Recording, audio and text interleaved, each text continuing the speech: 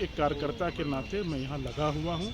जिस दिन केंद्रीय नेतृत्व और हमारा प्रदेश का नेतृत्व ये तय कर देगा कि मुझे लड़ना है, मुझे आशीर्वाद दे देगा, मैं तैयार हूँ। मैं चुनाव लड़ने के लिए तैयार हूँ। अब मेरे सामने भले लालू जी तो अब नहीं लड़ सकते,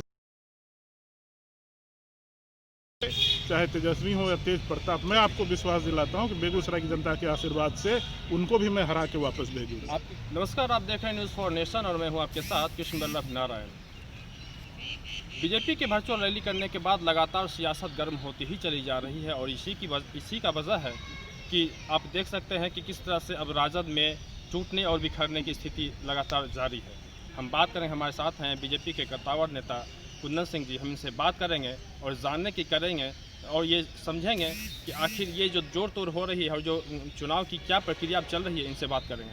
सर, क्या कहना चाहिए जिस तरह से जोड़ तोड़ चल रही है, क्या कहना चाहिए इसको? नहीं, इसका जोड़ तोड़ का जवाब तो जहां से लोग टूटे हैं उनको देना चाहिए कि क्यों उनके लोग उनकी विचारधारा से, उनकी पार्टी से वो भाग रहे हैं। क्या किया उन्होंने? क्या अपने विचारधारा पर खड़े नहीं रहे, या बिहार की जनता को वो पार्टी ठग रही है?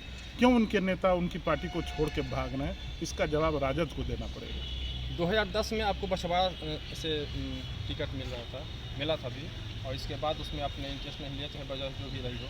इस बार फिर से आप बीजेपी आपको टिकट देने की बात अब कह रही है, जैसा कि अब सरगर्मी जैसा तेज हो गया। क्या कहना चाहिए, किस रूप में लड़ेंगे? देखिए, मैं भारतीय जनता पार्टी का एक कार्यकर्ता हूँ। मेरा घर बेगूसराय हुआ। 2005 में पहला चुनाव पिताजी बेगूसराय से लड़े, मैं उनका इलेक्शन प्रभारी था, मैनेजर था। और पार्टी जहाँ से चाहती है, 2010 में पार्टी का इच्छा हुआ कि कुंदन चुनाव लड़े, उस पार्टी ने मुझे टिकट दिया। लेकिन उस समय लोजपा में हमारे पिताजी थे, वो दूसरी पार्टी में थे, लोजपा दूसरे हमारे विरोध में था। तो इसलिए इस मॉरल ग्राउंड पर मैंने जाके पार्टी को कहा कि मेरे लिए चुनाव लड़ना, चूँकि मेरे घर में मेरे पिताजी, आज मेरे पिताजी भी भारतीय जनता पार्टी में है। मैं भी लगातार पिछले 15 सालों से भारतीय जनता पार्टी के कार्यकर्ता के रूप में काम कर रहा हूँ। और निश्चित रूप से मैं यहाँ पर बेगूसराय विधानसभा में लगा हुआ हूँ, दिन रात काम कर रहा हूँ। अगर पार्टी मुझे सुयोग्य उम्मीदवार समझेगी तो निश्चित रूप से मुझे आशीर्वाद देगी, और पार्टी जब आशीर्वाद दे देगी तो मैं निश्चित रूप से बेगूसराय जनता के बीच उनका आशीर्वाद लेने के लिए जाऊँगा। यहाँ अब चूँकि एक नया पार्टी उभर रहा है, आशुतोष जी लेके जो आ रहे हैं कि ब्राह्मण भूमिहार को लेकर, और चूँकि बेगूसराय भूमिहार का गढ़ रहा है, इसमें बीजेपी के साथ कुछ मतलब क्या नफा नुकसान क्या हो सकता है? नहीं, देखिए, इस तरह के पार्टी चाहे कोई हो, राजद हो, जो जातिवादी पार्टी करते हैं, बहुत छोटी राजनीति, छोटी मानसिकता उनकी होती है। बहुत नैरो माइंडेड लोग होते हैं। उनका ना कोई राजनीति होता है, कोई ना नीति होता है, ना नियत होता है, ना लॉन्ग टर्म पर्सपेक्टिव होता है। ऐसे पार्टियों का कोई बहुत बड़ा भविष्य होता नहीं है। और मैं तो भारतीय जनता पार्टी का कार्यकर्ता हूँ, एक स्वयंसेवक हूँ। हम लोग हिंदूवाद की बात करते हैं, हिंदू लोगों की बात करते हैं, हिंदुत्व की बात करते हैं। इसमें कहीं भूमिहार, ब्राह्मण, राजपूत, लाला, ऐसा कोई बात नहीं होता है। आप यूपीएससी भी कंप्लीट कर चुके थे, इसके बाद फिर उसको छोड़ के अब आप राजनीति में आए, क्या वजह थी राजनीति आने की? नहीं, ये पता नहीं आपने कहाँ से खोज लिया। निश्चित रूप से मुझे याद आया, 96 में मैंने यूपीएससी किया, और नेशनल डिफेंस एकेडमी, जो आर्मी ऑफिसर्स का ट्रेनिंग सेंटर, यूपीएससी पास करने के बाद मैं वहाँ ट्रेनिंग में था। पर जैसा लोग कहते हैं कि you are guided by your destiny, भगवान की इच्छा कुछ ऐसी थी कि उसके बाद मैं नौकरी भी कर रहा था। एक एडेको कंपनी है, अमेरिकन एमएनसी है, उसमें नौकरी भी कर रहा था। लेकिन 2000 में आने के बाद मन में एक विचार आया कि जिस राजनीतिक जो दृश्य था, जब हम लोग पढ़ लिख रहे थे, 96 की मैं बात कर रहा हूँ, लेट 80s की बात कर रहा हूँ, राजद का जो जंगल राज था, जो वो दृश्य मैंने देखा था, चाहे विकास का मामला हो, चाहे लॉ एंड ऑर्डर का मामला हो, उसको देख के मन में ख्याल आया था कि अच्छे लोगों को भी राजनीति में जाना चाहिए।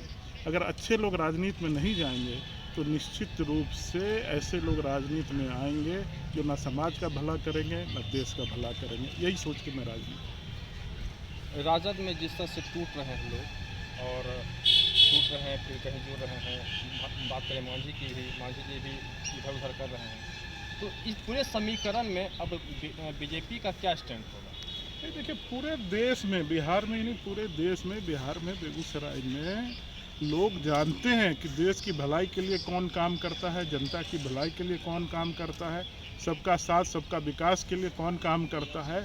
इसलिए कौन कहाँ टूट रहे हैं, फूट रहे हैं, गिर रहे हैं, जुड़ रहे हैं, उसकी परवाह कोई जनता, बिहार की जनता नहीं करने वाली है। बिहार की जनता ने मन बना लिया है और बिहार में फिर से एनडीए की सरकार बना के केंद्र में आदरणीय नरेंद्र मोदी जी का हाथ फिर से मजबूत करेगा। शहर में चर्चा है कि इस बार बीजेपी आप ही को कैंडिडेट बना रहे हैं। नहीं, देखिए, मैंने कहा कि कौन सा सीट बीजेपी लड़ेगी, एनडीए घटक, हमारे 2 और घटक दल भी हैं साथ में, तो बीजेपी कौन सा सीट लड़ेगी, कौन उम्मीदवार होगा, ये हमारे प्रदेश नेतृत्व और केंद्रीय नेतृत्व तय करता है। मुझे कोई जानकारी नहीं है। एक कार्यकर्ता के नाते मैं यहाँ लगा हुआ हूँ। जिस दिन केंद्रीय नेतृत्व और हमारा प्रदेश का नेतृत्व ये तय कर देगा कि मुझे लड़ना है, मुझे आशीर्वाद दे देगा, मैं तैयार हूँ। मैं चुनाव लड़ने के लिए तैयार हूँ। अब मेरे सामने भले लालू जी तो अब नहीं लड़ सकते, सजा याफ्ता है, उनका लड़का भी लड़ने के लिए आ जाए, चाहे तेजस्वी हो या तेज प्रताप, मैं आपको विश्वास दिलाता हूं कि बेगूसराय की जनता के आशीर्वाद से उनको भी मैं हरा के वापस भेजूंगा। आपकी मुस्कान बता रही है कि आप बताना नहीं चाहते, भले आप कह दें कि नहीं, भारतीय जनता पार्टी में अभी कोई फैसला ही नहीं हुआ है। मुस्कान ऐसे ही, भारतीय जनता पार्टी जब तय करती है तो प्रेस कॉन्फ्रेंस करके सभी को बता भी देती है कि कौन कहाँ से उम्मीदवार है। राजद बहुत जोर से हल्ला गुल्ला कर रहे हैं कि इस बार मुख्यमंत्री बनेंगे, ये तेजस्वी ही बनेंगे, क्या कहना चाहेंगे? अरे बिहार की जनता ने उनको तो उप मुख्यमंत्री बनाया था, बर्बाद करके रख दिया बिहार को। जब उप मुख्यमंत्री बन के बर्बाद कर दिया तो मुख्यमंत्री बन के क्या पूरा डुबाइए देंगे क्या बिहार को? इस पूरे मामले पर अब देखना होगा कि जैसा कि कुंदन जी बता रहे थे कि अब मुख्यमंत्री का चेहरा कौन होगा, ये तो बात की बात है, लेकिन कहीं ना कहीं अब बीजेपी पूरे जोर शोर से लग चुकी है और निश्चित रूप से इनका कहना है कि 7 विधानसभा पे बीजेपी का ही कब्जा होगा। ये देखने वाली बात होगी, लेकिन फिलहाल बेगूसराय न्यूज़ फाउंडेशन के लिए कृष्ण बल्लभ नारायण।